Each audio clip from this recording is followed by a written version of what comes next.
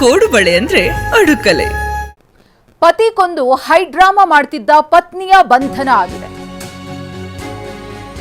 ಆಕೆಯೇ ತನ್ನ ಪತಿಯನ್ನ ಕೊಂದಿದ್ದಾಳೆ.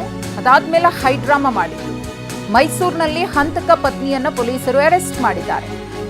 ಸೀರೆಯಿಂದ ಪತಿಯ ಕತ್ತನ್ನ ಬಿಗಿದು ಪತ್ನಿ ಹತ್ಯೆ ಮಾಡಿದ್ರು. ಅದಾದ್ಮೇಲೆ ಹೃದಯಾಘಾತ ಆಗಿದೆ ಅಂತ ಹೇಳಿ ಬಿಂಬಿಸುವಂತಹ ಯತ್ನ ನಡೆದಿತ್ತು. ಮೈದುನನ ಸಮಯ ಪ್ರಜ್ಞೆಯಿಂದ ಹಂತಕಿಯ ಕೃತ್ಯ ಇದೀಗ ಬಯಲಾಗಿದೆ.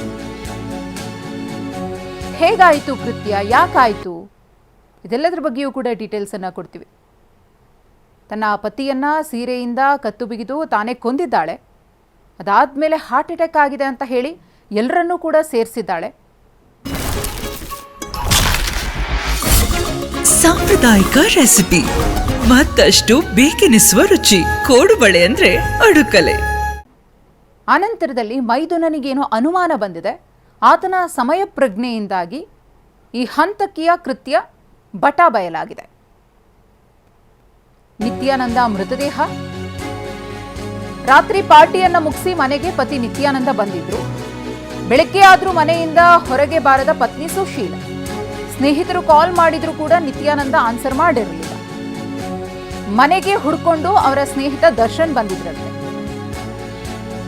ಆ ಟೈಮ್ನಲ್ಲಿ ಬಾಗಿಲನ್ನ ಕೂಡ ಸುಶೀಲ ಓಪನ್ ಮಾಡಿಲ್ಲ.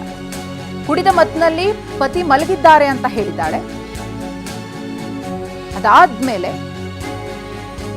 ನಿತ್ಯಾನಂದ ಸಹೋದರನಿಗೆ ಸುಶೀಲ ಕಾಲ್ ಮಾಡ್ತಾರೆ. ಹೃದಯಾಘಾತ ಆಗಿದೆ ಅಂತ ಹೇಳಿ ಅವರಿಗೆ ಮಾಹಿತಿಯನ್ನು ಕೊಡ್ತಾಳೆ.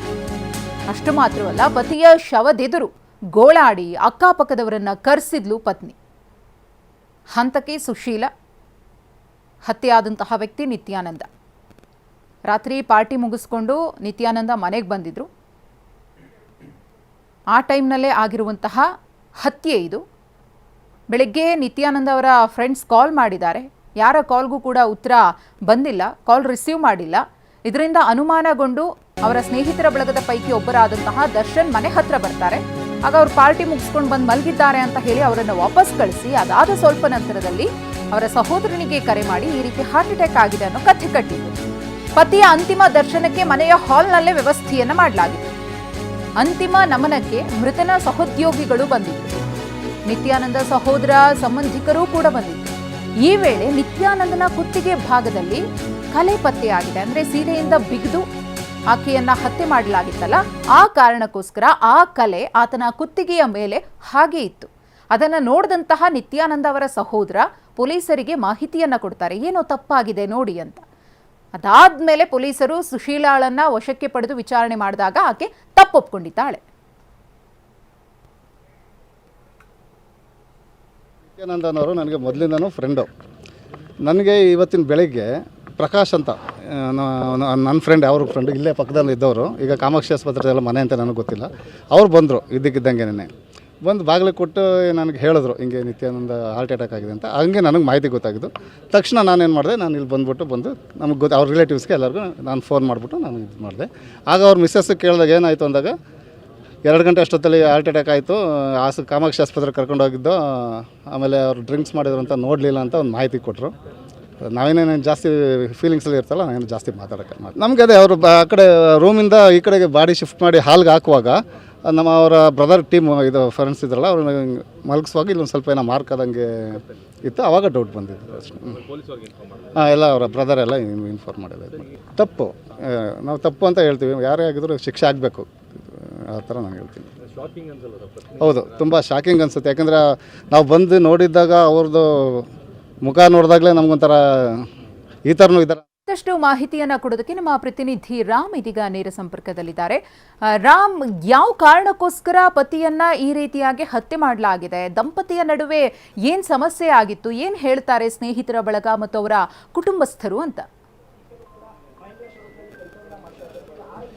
ಮಧುಶ್ರೀ, ಪತ್ನಿಯೇ ಪತಿಯನ್ನು ಕೊಲೆ ಮಾಡಿ ಹೃದಯಾಘಾತ ಅಂತ ಬಿಂಬಿಸಿ ಡ್ರಾಮಾ ಮಾಡಿದ ನಂತರ ಇದೀಗ ಪೊಲೀಸರ ಅತಿಥಿಯಾಗಿರುವಂಥ ಘಟನೆ ಮೈಸೂರಿನಲ್ಲಿ ನಡೆದಿದೆ. ಮೈಸೂರಿನ ಹುಡ್ಕೋ ಬಡಾವಣೆಯಲ್ಲಿ ಈ ಘಟನೆ ನಡೆದಿರುವಂಥದ್ದು. ಅದೇ ಸ್ಥಳದಲ್ಲಿ ನಾನು ಇದ್ದೇನೆ. ನೀವು ನೋಡ್ತಾ ಇರ್ಬೋದು, ಈ ಮನೆಯಲ್ಲಿ ವಾಸವಾಗಿದ್ದಂತಹ ನಿತ್ಯಾನಂದ ಅಂತೇಳಿ ಅವರು ಈಗ ಸಾವನ್ನಪ್ಪಿರುವಂಥದ್ದು. ಪತ್ನಿಯೇ ನಿತ್ಯಾನಂದ ಅವ್ರನ್ನ, ಸುಶೀಲಾ ಅನ್ನೋರು ಅವ್ರನ್ನ ಕೊಲೆ ಮಾಡಿ ತದನಂತರ ಹೃದಯಾಘಾತ ಅಂತ ಬಿಂಬಿಸಲಿಕ್ಕೆ ಹೊರಟಿದ್ರು. ಅವರು ಮೈಸೂರಿನ ಮಹೇಂದ್ರ ಕಾರ್ ಶೋರೂಮ್ನಲ್ಲಿ ಕೆಲಸವನ್ನು ಮಾಡ್ತಾಯಿದ್ರು. ಕಳೆದ 15 ವರ್ಷಗಳಿಂದ ದಾಂಪತ್ಯ ಜೀವನ ನಡೆಸ್ತಾ ಇದ್ರು. ಇವರಿಗೆ ಮಕ್ಕಳಿರಲ್ಲ ಅಂತ ಗೊತ್ತಾಗ್ತದೆ. ಮತ್ತು ಪ್ರತಿನಿತ್ಯ ಕುಡಿಯುವಂಥದ್ದು ನಿತ್ಯಾನಂದ ಅವರು ಮಾಡ್ತಿದ್ರು. ನಿನ್ನೆ ಸಹ ಒಂದು ಪಾರ್ಟಿಯನ್ನು ಮಾಡಿಕೊಂಡು ಮನೆಗೆ ಬಂದಿದ್ರು. ಮನೆಗೆ ಬಂದ ನಂತರ ಮಧ್ಯರಾತ್ರಿ 2 ಗಂಟೆಯ ಸಮಯದಲ್ಲಿ ಈ ಒಂದು ಕೊಲೆಯನ್ನು ಮಾಡಿರ್ಬೋದು ಅಂತೇಳಿ ಈಗ ಪೊಲೀಸರು ಪ್ರಾಥಮಿಕ ತನಿಖೆಯಿಂದ ತಿಳಿದು ಬಂದಿದೆ. ಅದಾದ ನಂತರ ಆಕೆ ಹೃದಯಾಘಾತ ಆಗಿದೆ ಅಂತೇಳಿ ಬೆಳಗ್ಗೆ ಎಲ್ರಿಗೂ ಸಹ ಬಿಂಬಿಸುವಂಥದ್ದು. ಮತ್ತು ನೀವು ನೋಡ್ತಾ ಇದ್ದೀರಾ ಈ ಒಂದು ಕಾಂಪೌಂಡ್ನಲ್ಲಿ. ಸೊ ಅವರ ಸಹೋದ್ಯೋಗಿಗಳು, ಸ್ನೇಹಿತರು, ಸಂಬಂಧಿಗಳು ಎಲ್ಲರೂ ಸಹ ಅವರ ಅಂತ್ಯ ಸಂಸ್ಕಾರಕ್ಕೆ ಅಂತ ಬಂದಿದ್ರು. ಅಂತ್ಯ ಸಂಸ್ಕಾರಕ್ಕೆ ಹೂವಿನ ಹಾರವನ್ನು ಸಹ ತೆಗೆದುಕೊಂಡು ಬಂದಿದ್ರು.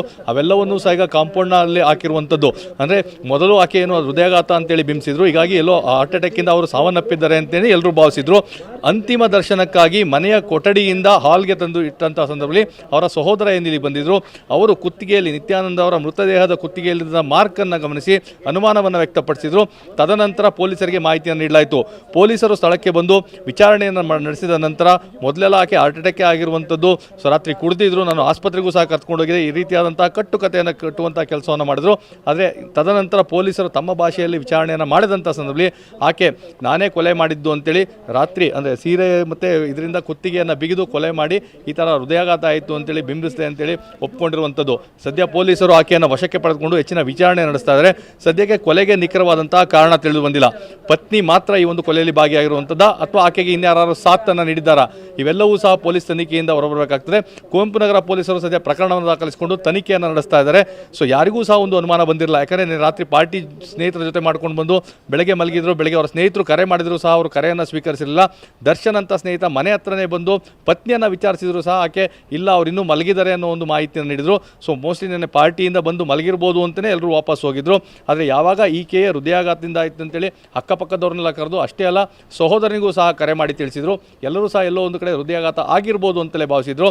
ಯಾವಾಗ ಕುತ್ತಿಗೆಯಲ್ಲಿ ಮಾರ್ಕನ್ನು ಅವರ ಸಹೋದರ ನೋಡಿ ಪೊಲೀಸರಿಗೆ ತಿಳಿಸಿ ಒಂದು ಸಮಯ ಪ್ರಜ್ಞೆಯನ್ನು ಮೆರೆದು ಆಗ ಆಕೆ ಕೊಲೆಯನ್ನು ಮಾಡಿ ಈ ರೀತಿಯಾದಂಥ ಡ್ರಾಮಾ ಮಾಡಲಿಕ್ಕೆ ಹೊರಟಂಥದ್ದು, ನಾಟಕವನ್ನು ಮಾಡಲಿಕ್ಕೆ ಹೊರಟದ್ದು ಗೊತ್ತಾಗಿದೆ. ಸದ್ಯ ಪೊಲೀಸರು ತನಿಖೆ ನಡೆಸ್ತಾ ಇದ್ದಾರೆ.